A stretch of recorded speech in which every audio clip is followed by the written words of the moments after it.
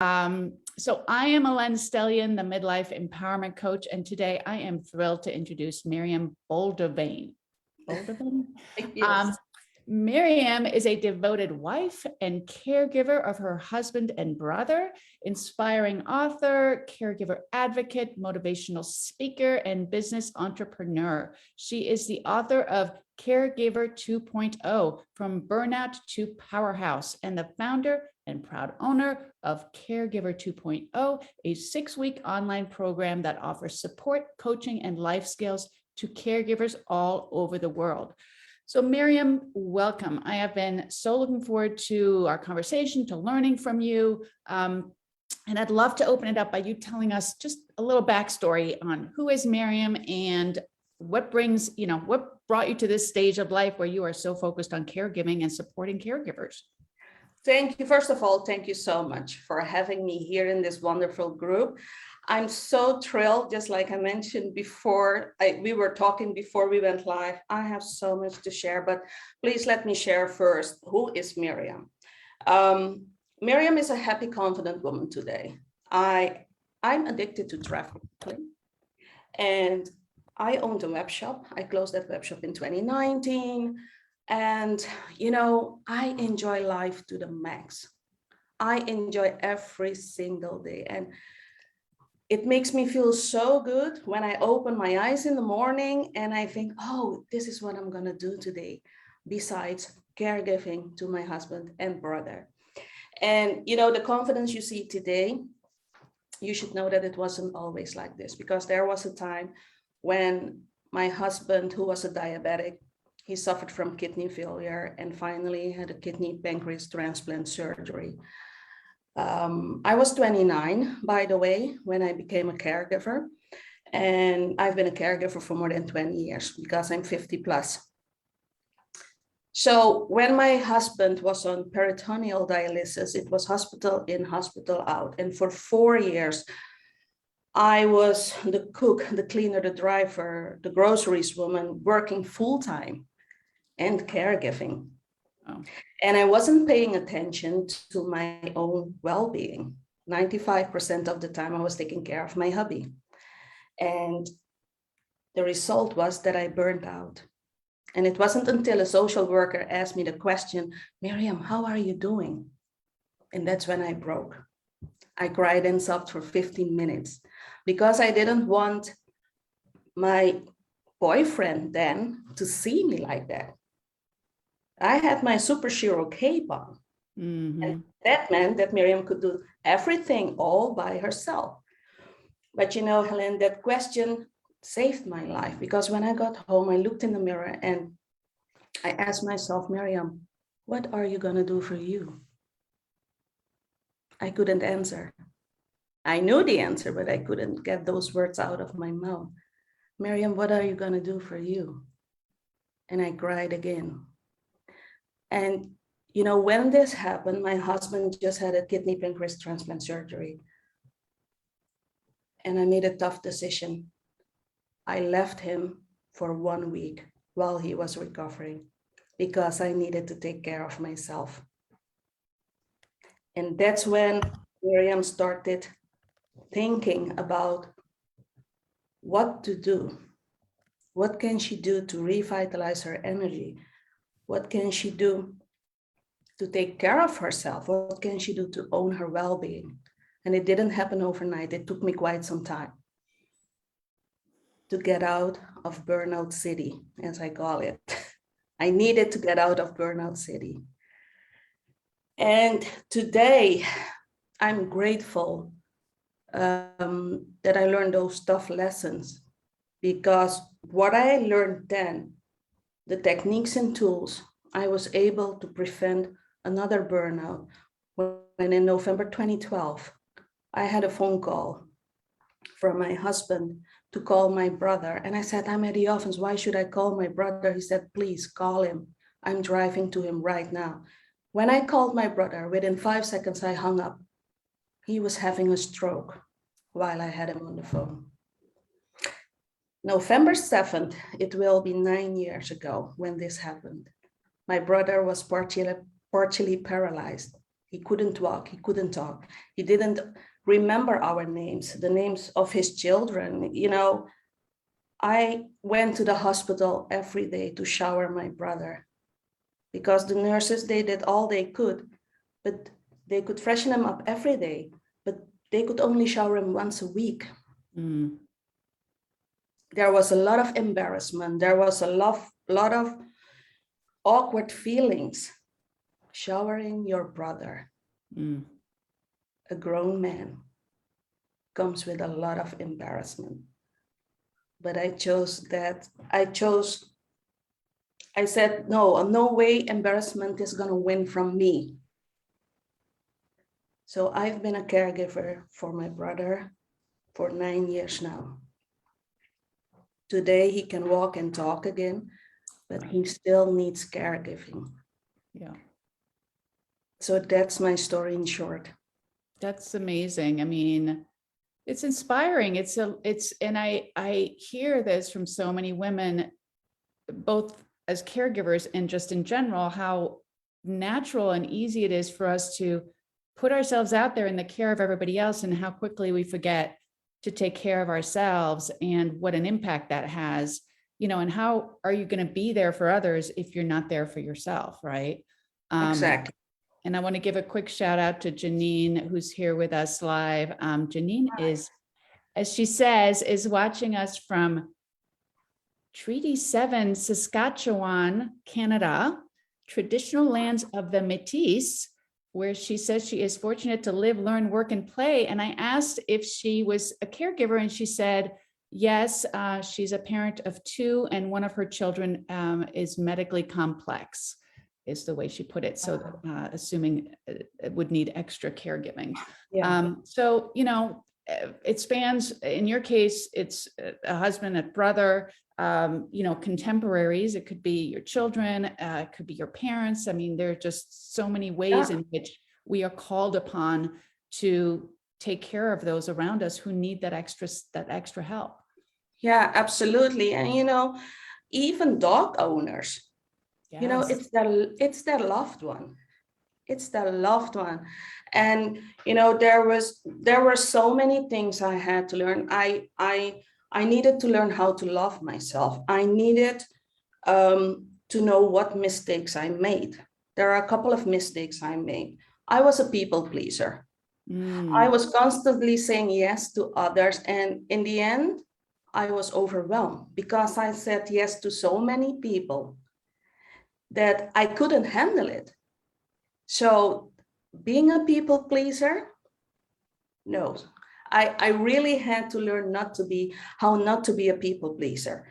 95% of the time I spend on taking care of my husband. And when I finally had time, 5 minutes to take care of myself, I felt guilty. So I had no me time because I was feeling guilty. And you know what the funny thing is? When I finally had the courage to ask him, do you mind if I take 5 minutes? He said, are you crazy? Of course. So I was thinking, it was you me doing it to yourself. Doing it to myself. And I was constantly thinking, what will others think of me? What will they say? Maybe they will think that I can't take care of my husband. And that's why I didn't ask for help. Yeah. And that's why I refused to accept help. Yeah. I was afraid of being judged. Yeah. And I had my pride. And when I finally discovered some baby steps I could take to have some relief, I loved it. But then I wanted to take 2 big steps. And that didn't work. So I had to learn how to take baby steps, but radical action. So tell us more. I'd love to, I know you've written a book on this, so I'd love to hear about that, but also what are some tips to get us started with, this being able to take care of others without losing ourselves. Yeah. With still taking care of ourselves. Yeah. I started with baby steps, small things. As soon as I saw a possibility that I had 5 minutes, I grabbed that opportunity. In those 5 minutes, I started journaling. The result of my journaling is my book, Caregiver 2.0. I started journaling. I still journal in the morning while I'm having breakfast. I am writing down. Let me show you my notebook. Nice. Every morning, I'm writing in my book for 3 to 5 minutes, whatever comes to my mind. Whatever comes to my mind. But I try to write positive things like encouragement, like Miriam, today you are so gonna pour into others in this workshop. We are in this life we are having right now. And you're gonna share this and that. And you know why? Because you're gonna help them. And that makes me feel wonderful. Those are the things I'm writing. Or what is possible for me today? What is possible for me to have more joy, more happiness? Those are the things that I'm writing. That's my journaling. I also meditate in the morning because I want to start the day off with ease. So you're able to take that time out for yourself from the get-go to kind of set the tone for your day. Yes, I claim at least 1 hour in the morning for myself. I woke up at 5 a.m. because I needed to start doing things at home at 6 in the morning. So I woke up at 5, so I at least could do my journaling and meditation. So I could have ease instead of waking up at 5:45 and then start in 15 minutes having breakfast. So that's something I chose to do that way. So I journal, I meditate. The reason I journal is also because it clears my mind. It clears my mind because there was a time when I was remembering everything. And that's when I started with scheduling as well. And I even schedule my self-care moments because I'm more likely to do it when I see it than when I keep it in my mind. It's easier for me to say, no, let's skip it, So those are 5 to 10 minute self-care tips I enjoy doing. It's different for everyone. Take a glass of water, stretch to relieve tension. Those are 5-minute tips I do every day, or do a breathing exercise. Just 5 deep breaths and have some relief. Those are the 5 to 10 minutes. When it comes to doing more self-care or longer self-care, I would suggest that you take a walk. Go outside if you can. Go alone. Listen to a podcast. Listen to music. Dance to your favorite music. Drive. Go somewhere you enjoy. Put on some music in the car and sing. Anything that relieves, brings relief or happiness, do it. The 60-minute breaks, take a nap if you can. Take a nap. Or create a vision board. Visualize it. What do you want? What is possible for you and your loved one? What I discovered, Helene, is that when I started doing these self-care breaks, what I saw is that I had more positive energy around me, and I transferred that energy to my loved ones, and they picked it up.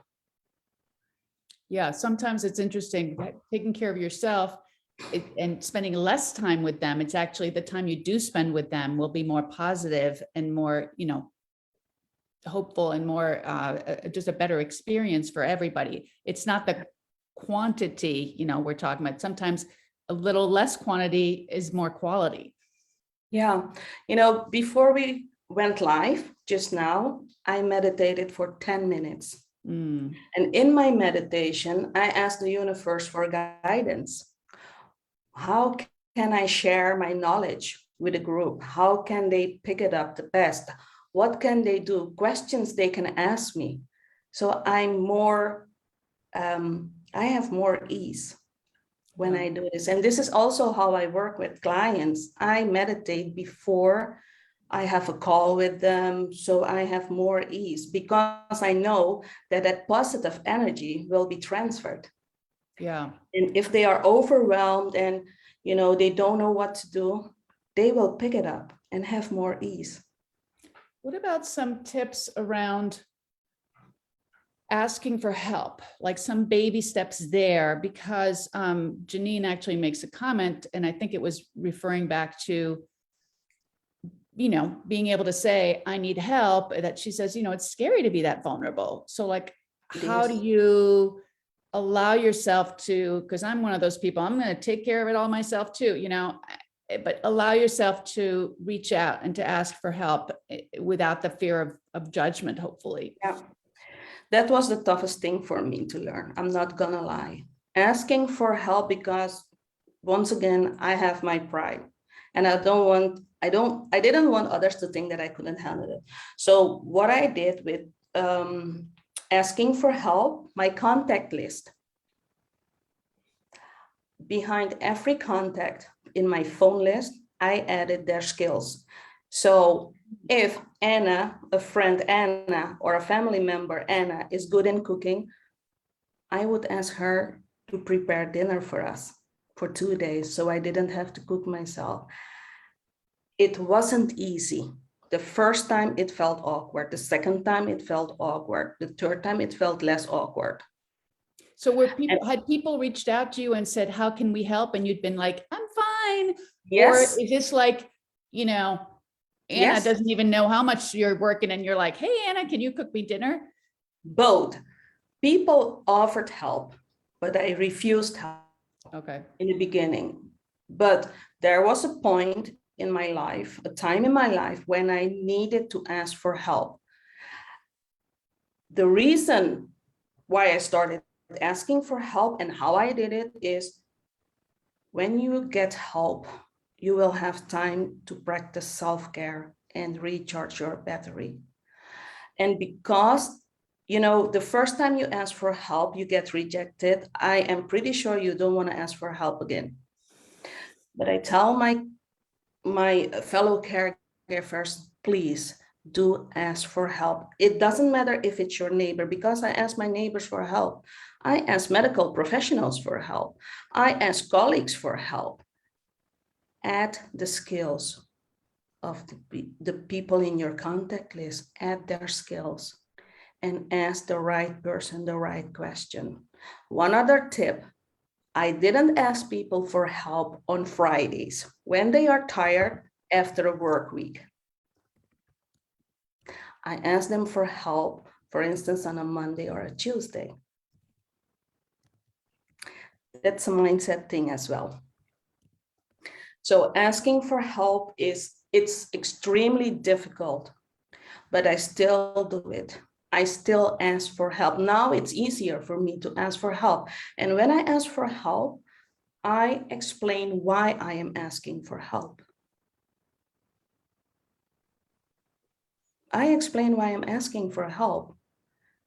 If I have too much on my plate, I can ask my sister, like, hey sis, I have so much on my plate, but can you help me prepare a dinner for 2 days? And oh yeah, sure. Tell me when. Can I do it on this and this date? Of course.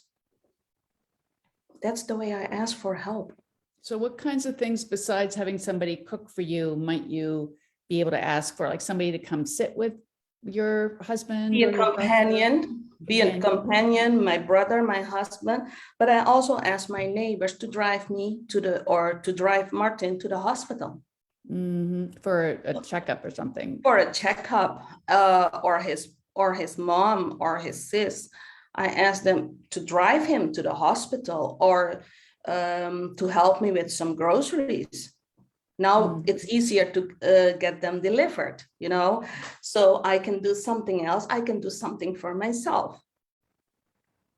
So there are so many things you can ask people for help. Of course, you can't ask people to do everything, but there are a lot of things you can ask people for help. And like I said before, I even ask my neighbors for Yeah. help. Yeah. And the Medical response, was the response in general positive? Did you have anybody who was like, sorry, can't do it? Yeah, but the response was overall 70% was positive because they have no idea what caregivers go through. Yeah. And I discovered that when I explained why I needed help, they said, oh my gosh, I didn't know you were going through such a thing, that it was that hard. And I said, yes, well, it's very challenging, both mentally and physically. And that's why I need help. I need to recharge my battery. And, 5 hours a night isn't enough. It isn't. Yeah. So it's once again, it's extremely difficult to be this vulnerable. Yeah, and Janine has a question, and I'm trying to get clarification from her, but maybe you'll understand it better than I do, which is, how do you continue to reach out for help when you get judged by a medical professional? I don't know what that means, but she got judged by a medical professional. So I'm asking for clarification, but I haven't heard back from her yet. I don't understand what she means. I asked for medical professionals for help. For instance, Martin has, because of his diabetes, he has neuropathy. That means that his nerves under his foot are damaged. He can walk with a pin in his foot without feeling anything. So what happened is that Martin had an ulcer under his foot, and we didn't notice it in time. Long story short, the ulcer was 1 inch deep all the way up to his bone. Wow. And I went to the hospital with him, and the nurses cleaned the ulcer, but I asked for help. I asked them, can I do it myself? The reason why I did it, Helen, is that otherwise I would have to drive him every day to the hospital. Right. And I could use that time to do something for myself if I could do it at home myself. Right.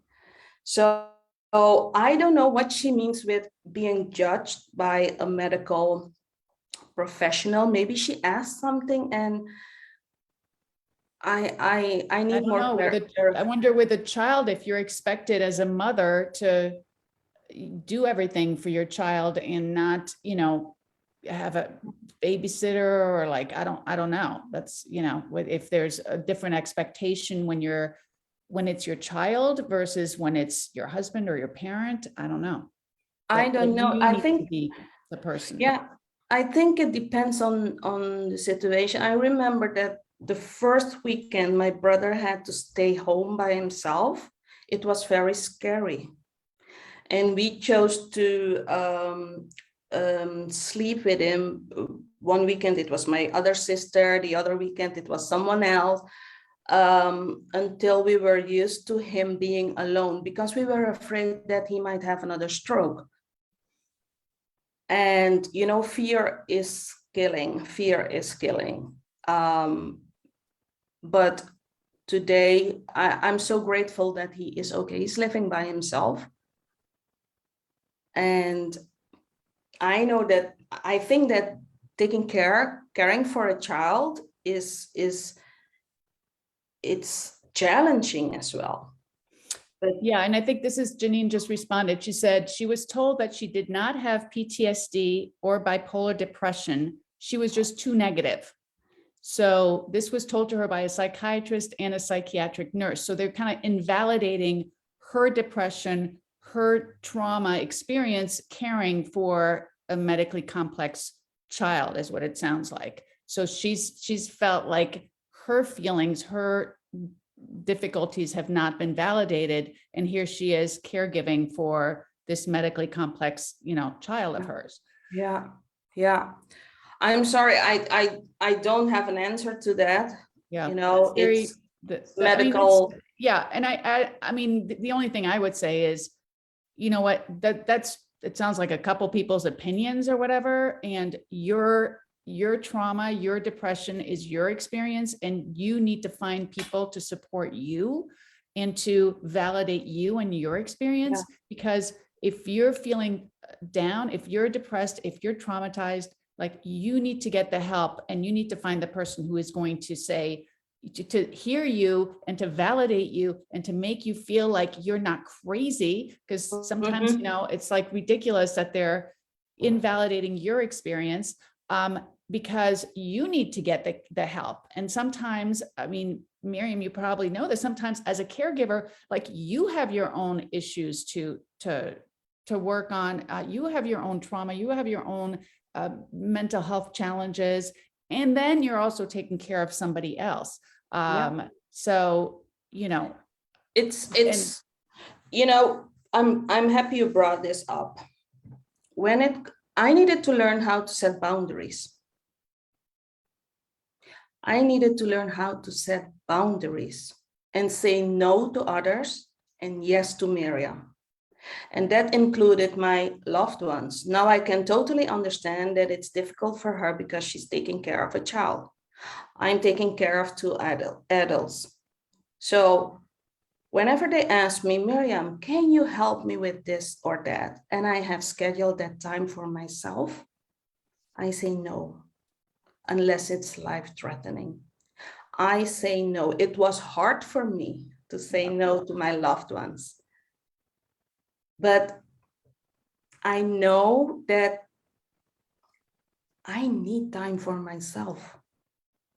Yeah, and if you have something that you're going through, like Janine is, that's on top of just living and taking care of somebody, if you have your own issues that you're dealing with, I mean, how are you supposed to be taking care of somebody else, you know, all 24/7 if you're struggling, if you're depressed, if you're, you know, if your cup is empty. Yeah, if your cup is empty, you can't take care of others. And you need to get the help then, you know, like for you, it's not just, hey, help me with so-and-so. It's also help me take care of me, like help me with some bigger issues. Yes. Yeah. So, you know, people say caregivers need to do or to practice self-care. That's true. But before we can practice self-care, we need to do some other things, just like setting boundaries. Yeah. Saying no to others is saying yes to ourselves. That is self-care too. That is self-care too. Yeah. And taking care of yourself to say that doesn't sit well with me. But we're culturally, I think, as women, so many of us, you know, we're kind of expected for some reason to say yes all the time, to, you know, to say yes, to go with the flow, to not make waves, to take care of everybody else. And that's the message here, I think, is, you know, it's so important for us to set those boundaries, for us to do that self-care. It's literally filling our own cup before we take care of some, you know, prioritize ourselves. Yeah. And people ask me, what do you say no to your husband and your brother who need you? Say, yes, I do. Yes, I do, because I am worthy of a wonderful life too. I am worthy of a wonderful life too. And I'd love to hear a little bit more for our audience about how you work with people, because, you know, we're coming up on our time, but I want to get this in. I would love to for everybody to know, like, okay, so what is a, you know, a coach like you, a caregiver expert, how do you help people who are so what I started doing last year, I wrote my book, Caregiver 2.0. Show us your book. There it is. Yeah, make sure to write in the comments. Caregiver 2.0, from burnout to powerhouse. So what I did, Helen, I compiled all my knowledge, my experience. I have 20 plus years of experience. And You know, I want to catch caregivers before they fall. I always say, I want to catch them before they fall. I work with people, with caregivers and non-caregivers, by the way, who are ready to revitalize their energy, who are ready to own their well-being, who want to learn how to do it. People who want to go to the next level. And the next level can be, it's different for everybody. The next level can be, oh, I want to learn how can I take 5 minutes for myself? Or it can be, I want to book a cruise and go on a cruise, but I feel guilty. Can I do that? So it's different for everyone. So I collected all my knowledge, all my experience, and I created a 6-week live online program. 6 weeks, we meet every week via Zoom for 1 hour per week. You get action steps, baby steps, but radical action. Because you gotta take action if you want to change your life. I had to take action myself. It didn't happen overnight. So I'm not gonna tell you it will happen overnight, because it won't. But once you discover how much ease, how much peace you will have in your life, you don't want to go back. I never want to go back to where I came from. Yeah. I want you to have a balanced life. My balanced life is not your balanced life, because my journey is not yours. So I am here for caregivers and non-caregivers, to serve them, to help them transform, to guide them, to sit beside them and guide them, and transform them to a caregiver 2.0. Because wonderful. Yeah, that sounds amazing. And I'm going to be linking to Miriam's website, where you can find out all about everything she does, plus her book. And I want, you know, I know we could keep talking forever, and you have so much to share, but I do want to be respectful of everybody's time. So I wanted to give a big thank you to Miriam for being here with us today. And thank you to Janine for joining us live. And hello to, hello to Can I everybody share else. one more thing? Can I share one more thing? Yes. I'm working on a document with self-care tips that will be available to download on my website, but my website is being updated right now. And I'm also creating a document with the mistakes I made and how to avoid them, the mindset shifts I had to make. And, you know, that's a great document, which will be available on my website, and it's free. So please bear with me just a few more days before the website is updated, and then you can download it. That's great. And we'll put that in the, and Miriam will come back and add a comment to the Facebook Live when she has the updated and the freebie, and so feel free to come back and add that link. For now, I just want to thank everybody for joining us. A special thanks to Miriam. Don't forget to check out the links in the comments. And if you are on Facebook, comment for a chance to win a free autographed book from Miriam. And if you enjoy these videos, please watch for more coming weekly. And until then, be well and stay safe, everybody. And I think Miriam was going to play a little music to see us out. So this is something she wanted to share with us.